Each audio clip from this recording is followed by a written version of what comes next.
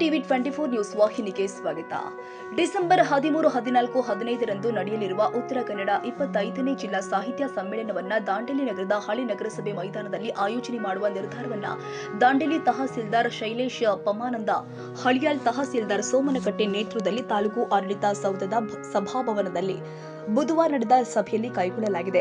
ಸ್ವಾಗತ ಸಮಿತಿ ಅಧ್ಯಕ್ಷರಾಗಿ ಶಾಸಕರು ಆದ ಆರ್.ವಿ. ದೇಶಪಾಂಡೆ ಅವರನ್ನು ಈಗಾಗಲೇ ಆಯ್ಕೆ ಮಾಡಲಾಗಿದ್ದು, ಸಮ್ಮೇಳನದ ಕಾರ್ಯಾಧ್ಯಕ್ಷರಾಗಿ ದಾಂಡೇಲಿ ತಹಸೀಲ್ದಾರ್ ಶೈಲೇಶ್ ಪರಮಾನಂದ, ಗೌರವ ಉಪಾಧ್ಯಕ್ಷರಾಗಿ ಹಳಿಯಾಳ ತಹಸೀಲ್ದಾರ್ ಸೋಮನಕಟ್ಟೆ ಮತ್ತು ಇನ್ನಿತರ ಅಧಿಕಾರಿಗಳನ್ನು ನೇಮಿಸಲಾಗಿದೆ. ಸಂಘಟನಾ ಕಾರ್ಯದರ್ಶಿಯಾಗಿ ಬ್ಲಾಕ್ ಕಾಂಗ್ರೆಸ್ ಅಧ್ಯಕ್ಷ ಮೋಹನ್ ಹಲ್ವಾಯಿ ಮತ್ತು ಬಿಜೆಪಿ ಮಂಡಲದ ಅಧ್ಯಕ್ಷ ಬದುವಂತಗೌಡ ಪಾಟೀಲ್, ಪ್ರಚಾರ ಸಮಿತಿ ಅಧ್ಯಕ್ಷರಾಗಿ ಸಂದೇಶ್ ಜೈನ್, ವೇದಿಕೆ ನಿರ್ವಹಣಾ ಸಮಿತಿ, ಮೆರವಣಿಗೆ ನಿರ್ವಹಣಾ ಸಮಿತಿ, ಹಣಕಾಸು ಸಮಿತಿ, ಸಾಂಸ್ಕೃತಿಕ ಸಮಿತಿಗೆ ಅಧ್ಯಕ್ಷರುಗಳನ್ನು ನೇಮಿಸಲಾಗಿದೆ. ಕಸಾಪ ಜಿಲ್ಲಾಧ್ಯಕ್ಷ ಬಿಎನ್ ವಾಸರಿ ಮಾತನಾಡಿ, ಜಿಲ್ಲಾ ಸಮ್ಮೇಳನ ಆಗಿರುವ ಕಾರಣ ರಾಜ್ಯ ಮತ್ತು ಜಿಲ್ಲೆಯ ಇನ್ನಿತರ ಸ್ಥಳಗಳಿಂದ ಬರುವ ಗಣ್ಯರಿಗೆ ಉಳಿದುಕೊಳ್ಳಲು ವಸತಿ ನಿಲಯಗಳ ಕೊಠಡಿಯನ್ನು ರಿಯಾಯಿತಿ ದರದಲ್ಲಿ ಪಡೆದುಕೊಳ್ಳಲಾಗಿದೆ ಎಂದಿದ್ದಾರೆ. ಮೈದಾನದಲ್ಲಿ ಸಮ್ಮೇಳನ ನಡೆಯಲಿರುವ ಕಾರಣ ಪಾರ್ಕಿಂಗ್ ಸಮಸ್ಯೆ ನಿರ್ವಹಣೆಗೆ ಪೊಲೀಸ್ ಇಲಾಖೆ ಸಹಕಾರ ಕೋರಿದ್ರು. ಹಾಗೆ ಕಾಲೇಜು ವಿದ್ಯಾರ್ಥಿಗಳನ್ನ ಸಮ್ಮೇಳನಕ್ಕೆ ಕರೆತರುವ ಕ್ರಮವಾಗಬೇಕು ಅಂತ ಕೋರಿದ್ರು. ತಹಸೀಲ್ದಾರ್ ಶೈಲೇಶ್ ಪರಮಾನಂದ ಮಾತನಾಡಿ, 25ನೇ ಕನ್ನಡ ಸಾಹಿತ್ಯ ಸಮ್ಮೇಳನವನ್ನು ಐತಿಹಾಸಿಕ ಸಮ್ಮೇಳನವಾಗಿ ರೂಪಿಸಲು ಎಲ್ಲಾ ಇಲಾಖೆ ಅಧಿಕಾರಿಗಳು ತನು ಮನಧನದಿಂದ ಸಹಕಾರ ಕೊಟ್ಟು ಸಮ್ಮೇಳನ ಯಶಸ್ವಿಗೊಳಿಸಬೇಕು. ಹಾಗೆ ತಾಲೂಕು ಆಡಳಿತದ ವತಿಯಿಂದ ಸಹಕಾರ ಕೊಡಲಾಗಿದೆ ಎಂದಿದ್ದಾರೆ. ಹಳಿಯಾಳ ತಹಸೀಲ್ದಾರ್ ಸೋಮನಕಟ್ಟೆ ಮಾತನಾಡಿ, ಸಾಹಿತ್ಯಾಸಕ್ತರಲ್ಲಿ ನಾನು ಕೂಡ ಒಬ್ಬನು. ನಮ್ಮಲ್ಲಿಯೇ ಸಮ್ಮೇಳನ ನಡೀತಾ ಇರೋದಕ್ಕೆ ಹೆಮ್ಮೆ ಇದೆ. ಎಲ್ಲಾ ರೀತಿಯ ಸಹಕಾರ ಕೊಡೋದ್ರ ಜೊತೆಗೆ ನನ್ನ ಗೆಳೆಯರ ಬಳಗದಲ್ಲಿ ಇರುವ ಎಲ್ಲ ಸಾಹಿತ್ಯಾಸಕ್ತರು ಸಮ್ಮೇಳನದಲ್ಲಿ ಭಾಗವಹಿಸಲಿದ್ದಾರೆ. ತಾವೆಲ್ಲರೂ ಕೂಡ ಸಹಕಾರ ನೀಡಿ ಎಂದಿದ್ದಾರೆ. ಜಿಲ್ಲಾ ಮಟ್ಟದ ಸಾಹಿತ್ಯ ಸಮ್ಮೇಳನವನ್ನು ಜರುಗಿಸುವ ಬಗ್ಗೆ ಸಭೆಯನ್ನು ಮಾಡಲಾಗಿದೆ. ಅದರಂತೆ ವಿವಿಧ ಸಮಿತಿಗಳ ರಚನೆ ಕುರಿತು ಇಂದು ಜಂಟಿಯಾಗಿ ಹಳಿಯಾಳ ಮತ್ತು ದಾಂಡೇಲಿ ಅಧ್ಯಕ್ಷತೆಯಲ್ಲಿ ಸಭೆಯನ್ನು ಜರುಗಿಸಿ ಹಲವಾರು ವಿಷಯಗಳ ಚರ್ಚೆ ಮಾಡಿ, ಈಗ ನಿಜ ಹೇಳಬೇಕಂದ್ರೆ ಹಳಿಯಾಳ ತಹಶೀಲ್ದಾರವರು ಸಹಿತ ಕನ್ನಡ ಅಭಿಮಾನಿ ಅಂತ ಗೊತ್ತಾಯಿತು, ಇವು ಹಳಿಯಾಳದವರು ಗೊತ್ತಾಯಿತು. ನಂದು ಒಂದು ಮಾತು ಹೇಳ್ತಾರೆ, ಯಾಕಂದರೆ ಹೋದ ಸಲ ಜೋಡಾದಲ್ಲಿ ಜಿಲ್ಲಾ ಮಟ್ಟದ ಕಾರ್ಯಕ್ರಮ ಆಗಿತ್ತು. ಅಲ್ಲಿ ಜೋಡಾ ತಕ್ಷಣ ಚಾರ್ಜ್ ಇತ್ತು, ಪ್ರಭಾವಿದಾಗ ಅಲ್ಲಿ ಜೋಡಾ ವಿನ್ಯಾಸಗೊಳ್ಳಲಾಯಿತು. ಅದೇ ರೀತಿಯಾಗಿ ಶಿರ್ಸಿ ಒಂದು 4-5 ತಿಂಗಳ ಪ್ರಭಾವವನ್ನು ಮಾಡಿದಾಗ ಕದಂಬೋತ್ಸವ ಅಂತ ಮಾಡಿದ್ರು. ಕದಂಬೋತ್ಸವ ಸಹಿತ ಕವಿಗೋಷ್ಠಿಯನ್ನು ಅಲ್ಲಿ ಸಹಿತ ನೆರವೇರಿಸಿದೆ. ಹಾಗಾಗಿ ಈ ಒಂದು 25ನೇ ಸಾಹಿತ್ಯ ಸಮ್ಮೇಳನ ದಾಂಡೇಲಿಯಲ್ಲಿ ನಡೀತಾ ಇದೆ. ಇನ್ನೊಂದು ನಮಗೂ ಸಹಿತ ಡೈರೆಕ್ಟ್ ಆಗಿ ಇಲ್ಲ, ಇಂಡೈರೆಕ್ಟ್ ಆಗಿ ಕನ್ನಡದಲ್ಲಿ ಕನ್ನಡ ಅಭಿಮಾನಿಯಾಗಿ ಒಂದು ಸೇರ್ಪಡೆ ಆಗುವಂಥ ಒಂದು ಮಾಲಿಕೆಯನ್ನು ಭಾಗಿಸುತ್ತಿದೆ. ಅದೇ ರೀತಿಯಾಗಿ ಮಾನ್ಯ ಶಾಸಕರಿದ್ದಾರೆ, ಅದು ಈಗಾಗಲೇ ಚರ್ಚೆ ಆದಂತೆ ದಾಂಡೇಲಿ ಅಷ್ಟೇ ಅಲ್ಲ, ದಾಂಡೇಲಿ ಮತ್ತು ಹಳಿಯಾಳ ತಾಲೂಕಿನ ಯಾವತ್ತೂ ಅಧಿಕಾರಿಗಳು ತಮ್ಮ ಇಲಾಖೆಗಳಿಂದ ಏನು ಸಹಕಾರ ಆಗುತ್ತೆ ಅದನ್ನು ತನ್ಮನದಿಂದ ಸಹಕಾರ ಮಾಡಬೇಕಂತ ನಾನು ಸಾಹಿತ್ಯ ಪರಿಷತ್ ಅಧ್ಯಕ್ಷರಿಗೆ ನಾನು ಮಾಡಿಸ್ತೇನೆ ಅಂತ ಹೇಳಿ ಹೇಳ್ತಾರೆ. ಅದೇ ರೀತಿಯಾಗಿ ವಿವಿಧ ಸಮಿತಿಗಳಾದಂತೆ ವಸತಿ ಸಮಿತಿಗಳಲ್ಲಿ ಈಗ ಚರ್ಚೆ ಆದಂತೆ ನಾನು ಈಗಾಗಲೇ ಹಳಿಯಾಳ ತಹಶೀಲ್ದಾರ್ಗೆ ಮತ್ತು ಜೋಡಾಸರಿಗೆ ಹೇಳಿದ್ದೇನೆ. ನಾನು ಲೋಕೋಪಯೋಗಿ ಇಲಾಖೆಗೆ ಲೆಟರ್ ಬರೆದಿದ್ದೇನೆ, ಸ್ಥಳೀಯ ಇಲಾಖೆಗೂ ಬರ್ತೇನೆ. ಮೊನ್ನೆ ACF ಸಾಹೇಬ್ ಚೌಹಾಣ್ ಸಾಹೇಬ್ ಒಂದು ಲೆಟರ್ ಕೊಡಿ ಅಂತ ಅಂದರು. ಅದೇ ಸಹಿತ DFO ಸಾಹೇಬ್ಗೆ ಒಂದು ಲೆಟರ್ ಮಾಡಿದ್ದೇನೆ. ಅದೇ ರೀತಿಯಾಗಿ ಪೇಪರ್ ಒಂದು ಲೆಟರ್ ಮಾಡಿದ್ದೇನೆ. ಅದರ ಶಟ್ ಡೌನ್ ಇರೋದ್ರಿಂದ 6 ದಿನ 3 ದಿನ ಏನು ಅವೈಲೇಬಿಲಿಟಿ ಇರ್ತದೆ ಅದ್ರ ಪ್ರಕಾರ ನಾವು ರೂಪಿಸ್ಕೊಡ್ತೇವೆ ಅಂತ ಅವರು ಸಹಿತ ಮಾತು ಹೇಳಿದ್ದಾರೆ. ಅದೇ ರೀತಿಯಾಗಿ ಈಗಾಗಲೇ ಜಿಲ್ಲಾಧ್ಯಕ್ಷರು ಪೊಲೀಸ್ ಇಲಾಖೆಗೆ ಹೇಳಿದ್ದಾರೆ, ಈ ಲಾಜಿಂಗ್ ಏನು ಹಳಿಯಾಳ ದಾಂಡೇಲಿ ಮತ್ತು ಜೋಡಾದಲ್ಲಿ ಶೇಕಡ ಒಂದು 50% ಅನ್ನು ರಿಯಾಯಿತಿ ದರದಲ್ಲಿ ಪ್ಲಸ್ ಒಂದು 3 ರೂಮ್ಗಳನ್ನು ಕಾಯ್ದಿರಿಸಿ ಹೇಳಿದ್ದಾರೆ.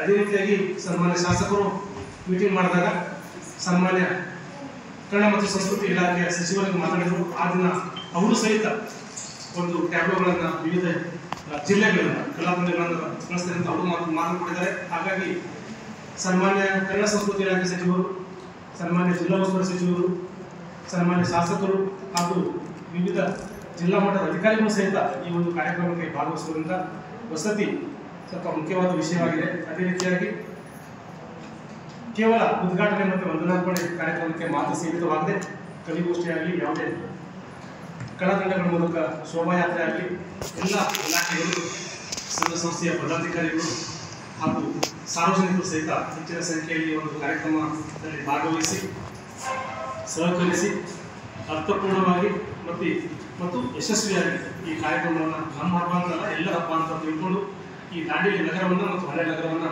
ಈ ಜಾತ್ರೆ ಮೂಲಕ ಈ ಕನ್ನಡ ಸಾಹಿತ್ಯ ಪರಿಷತ್ ವತಿಯಿಂದ ನಡೆಯುವ ಈ 25ನೇ ಸಮ್ಮೇಳನವನ್ನು ನಾವು ಯಶಸ್ವಿಯಾಗಿ ಮಾಡೋಣ ಅಂತ ಈ ಮೂಲಕ ಹೇಳ್ತಾ ಈಗಾಗಲೇ ಮಾನ್ಯ ಅಧ್ಯಕ್ಷರು ಮಾನ್ಯ ನಮ್ಮ ಹಳಿಯಾಳ ತಹಸೀಲ್ದಾರ್ ಅವರು ಹೇಳಿದ್ದಾರೆ. ನಾವು ಇಲ್ಲಿ ದಾಂಡೇಲಿನಲ್ಲಿ ಜಿಲ್ಲಾ ಮಟ್ಟದ ಕನ್ನಡ ಸಾಹಿತ್ಯ ಸಮ್ಮೇಳನ ಭಾಳ ಅದ್ದೂರಿಯಾಗಿ ಆಚರಣೆ ಮಾಡೋಣ. ಸೊ ಅದಕ್ಕೆ ಬೇಕಾಗಿರ್ತಕ್ಕಂಥ ಸಮಿತಿಗಳನ್ನು ಈಗಾಗಲೇ ಜಿಲ್ಲಾ ಕನ್ನಡ ಸಾಹಿತ್ಯ ಪರಿಷತ್ತಿನ ಅಧ್ಯಕ್ಷರಾದಂಥ ವಾಸವಿ ಸರ್ ಅವರು ಮಾಡಿದ್ದಾರೆ. ಈಗ ನಮಗೆ ಬೇಕಾದ ಇನ್ನೂ ಹೆಸರು ಸೇರಿಸೋಕ್ಕೆ ಅವಕಾಶ ಇದೆ, ಇನ್ನೂ ಫೈನಲ್ ಆಗಿಲ್ಲ. ಬಟ್ ನಂದು ಏನು ಮನವಿ ಅಂದರೆ ಎಲ್ಲ ಕಾರ್ಯಕ್ರಮಗಳು ಅಧಿಕಾರಿ ಕೇಂದ್ರೀಕೃತವಾಗಿ ಮಾಡಬಾರ್ದು ಅಂತ. ಯಾಕೆ ಅಂದರೆ ಈಗ ನಾವೆಲ್ಲ 20 ವರ್ಷ ನೌಕರಿ ಮಾಡ್ತೀವಿ, ಎಲ್ಲವನ್ನೂ ಮಾಡ್ತಾ ಇರ್ತೀವಿ, ಅಷ್ಟು ಒಳಗೆ ಇಂಟ್ರೆಸ್ಟ್ ಇರಲ್ಲ. ಯಾಕೆಂದರೆ ಎಲ್ಲವೂ ಮಾಡ್ಬೇಕು. ನಾವು 35 ಜಯಂತಿ ಮಾಡಬೇಕು, ಹೌದಲ್ವ? 35 ಜಯಂತಿ ನೀವು ಲೆಕ್ಕ ಹಾಕಿ, ಅವ ಹೆಸರೇ ಗೊತ್ತಿಲ್ಲ ಜಯಂತಿ ಮಾಡ್ತೀವಿ. ಇದು ಭಾಳ ಅದ್ದೂರಿಯಾಗಿ ಮಾತಾಡೋಣ. ಸರ್ಕಾರಿ ಅಧಿಕಾರಿಗಳು ಯಾವ ಟೈಮಲ್ಲಿ ಎಷ್ಟು ಲಾಭ ತಗೋಬೇಕು, ಹೆಂಗೆ ತಗೋಬೇಕು ಅನ್ನೋದು ಅದು ಒಂದು ಕಲೆನೇ. ನಾವು 100% ಹೆಲ್ಪ್ ಮಾಡ್ತೀವಿ, ಆ ಜಯಂತಿ ಹೆಂಗೆ ಮಾಡಲ್ಲ. ಇದು ಸ್ವಲ್ಪ ಈಗ ನಾನು MA ಕನ್ನಡ ಮಾಡಿರೋದ್ರಿಂದ, ಕನ್ನಡದ ಬಗ್ಗೆ ಆಸಕ್ತಿ ಇರೋದ್ರಿಂದ ನಮ್ಮ ತಹಸೀಲ್ದಾರ್ ಸರ್ ದಿನ ಕವನ ಬರೆದು ವಾಟ್ಸಪ್ ಸ್ಟೇಟಸ್ ಹೇಳ್ತಾರೆ. ಅವರಿಗೂ ಭಾಳ ಕನ್ನಡ ಆಸಕ್ತಿ ಇದೆ, ನನಗೂ ಇದೆ. ನಾನು ಕನ್ನಡ ಅಧ್ಯಯನ ಮಾಡಿದ್ದೀನಿ, ಅವರಿಗೂ ಇದೆ. ನಾವು ಭಾಳ ಹೆಮ್ಮೆಯಿಂದ ಅಂತರಾಳದಿಂದ ನಾವು ಭಾಗವಹಿಸ್ತೀವಿ. ಸಹ ಈ ಭಾಗವಹಿಸಿದ ರೀತಿಯನ್ನು ನೋಡಿದರೆ ಮುಂದಿನ ಈ ಸಾಹಿತ್ಯ ಸಮ್ಮೇಳನ ಭಾಳ ಅದ್ದೂರಿಯಾಗಿ ವಿಜೃಂಭಣೆಯಿಂದ ಆಚರಣೆ ಆಗ್ತದೆ ಅಂತಕ್ಕಂಥದ್ರಲ್ಲಿ ಎರಡು ಮಾತಿಲ್ಲ. ಸೊ ಎಲ್ಲ ಇಲಾಖೆಗಳ ಸಹಕಾರವನ್ನು ತಾವು ಭಾಳ ಅಚ್ಚುಕಟ್ಟಾಗಿ ಪಡಿತಾ ಇದ್ದೀರಾ ವಾಸವಿ ಸರ್ ಅವರು. ನಿಮ್ಮ ಈ ಪ್ರಯತ್ನ ಇನ್ನೊಂದು 2 ತಿಂಗಳ ಇದೇ ರೀತಿ ಮುಂದುವರಿಲಿ ಸರ್, ಮುಂದುವರೆ ತಿಂಗಳು. ಸೊ ಈ ಕಾರ್ಯಕ್ರಮಕ್ಕೆ ನಗರಸಭೆಯಿಂದ ಮಾಡಬೇಕಾಗಿರ್ತಕ್ಕಂಥದ್ದು ಭಾಳಷ್ಟಿದೆ. ನಮ್ಮ ಪೌರ ಕಾರ್ಮಿಕರ ವಿಚಾರದಲ್ಲಿ, ಸ್ವಚ್ಛತೆಯ ವಿಚಾರದಲ್ಲಿ, ನೀರು ಸರಬರಾಜು ವಿಚಾರದಲ್ಲಿ, ಆಮೇಲೆ ನಿಮ್ಮ ಬ್ಯಾನರ್ಸ್ ಮತ್ತು ಬೋರ್ಡ್ಸ್ಗಳನ್ನು ಕಟ್ಟೋದ್ರಲ್ಲಿ ಎಲ್ಲ ರೀತಿಯ ಸಹಕಾರವನ್ನು ನಾವು ನಗರಸಭೆಯಿಂದ ಕೊಡ್ತೇವೆ. ಅದರಲ್ಲಿ ಸಹಕಾರ ಕೊಡೋದು ಮಾತ್ರವಲ್ಲ, ನಾವು ಅದರಲ್ಲಿ ಭಾಗವಹಿಸಿ ಕೆಲಸ ಕೂಡ ಮಾಡ್ತೇವೆ ಅಂತಕ್ಕಂಥ ಮಾತನ್ನು ಹೇಳ್ತಾ, ವಸ್ತ್ರಸರ ಅವರು ಹೇಳಿದ್ರು ನಮ್ಮ ಬೋರ್ಡ್ಗಳಿಗೆ ಅಳವಡಿಸಲಿಕ್ಕೆ ನೀವು ಯಾವುದೇ ರೀತಿ ಶುಲ್ಕವನ್ನು ಪಾವತಿಸಿಕೊಳ್ಬಾರ್ದು ಅಂತಕ್ಕಂಥದ್ದು ಒಂದು ಮಾತನ್ನು ಹೇಳಲು ಬಯಸ್ತೇನೆ. ಕರ್ನಾಟಕ ಸಾಹಿತ್ಯ ಪರಿಷತ್, ಕನ್ನಡ ಸಾಹಿತ್ಯ ಪರಿಷತ್ ಏನಿದೆಯಲ್ಲ, ಇದು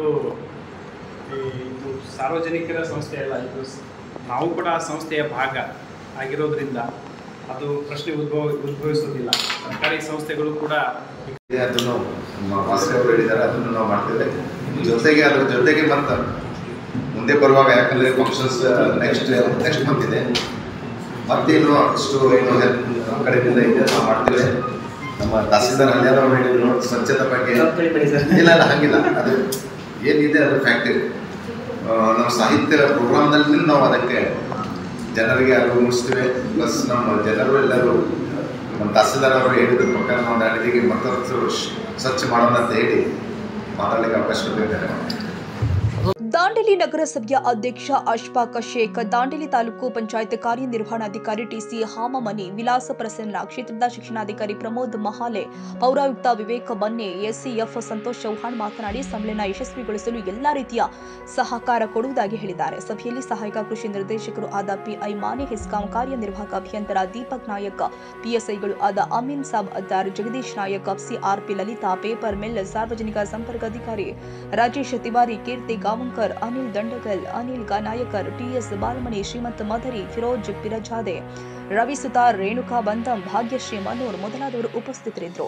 ಸರ್ಫರಾಜ್ ಶೈಖ್, ದಾಂಡೇಲಿ, ಟಿವಿ 24 ನ್ಯೂಸ್.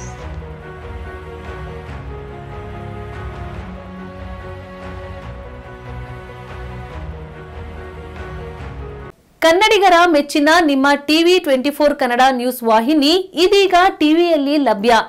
ಕರ್ನಾಟಕ ಮತ್ತು ದೇಶ ವಿದೇಶದ 360 ಡಿಗ್ರಿ ಸುದ್ದಿ ಹಾಗೂ ಉತ್ತರ ಕರ್ನಾಟಕ, ಬೆಳಗಾವಿ, ಬಾಗಲಕೋಟೆ, ಧಾರವಾಡ, ಹಾವೇರಿ, ಗದಗ, ಬಿಜಾಪುರ ಜಿಲ್ಲೆಯ ಕ್ಷಣ ಕ್ಷಣದ ವಿವರವನ್ನ ಪಡೆಯುವುದಕ್ಕೆ ಟಿವಿ 24 ಕನ್ನಡ ನ್ಯೂಸ್ ವಾಹಿನಿಯನ್ನ ಲೈಕ್ ಮಾಡಿ, ವಿಡಿಯೋಗಳನ್ನ ಶೇರ್ ಮಾಡಿ, ಕಮೆಂಟ್ ಮಾಡುವ ಮೂಲಕ ನಮ್ಮ ವಾಹಿನಿಗೆ ಸಹಕಾರ ನೀಡಿ ಮತ್ತು ಚಾನೆಲ್ ಅನ್ನ ಸಬ್ಸ್ಕ್ರೈಬ್ ಮಾಡಿ. Thank you.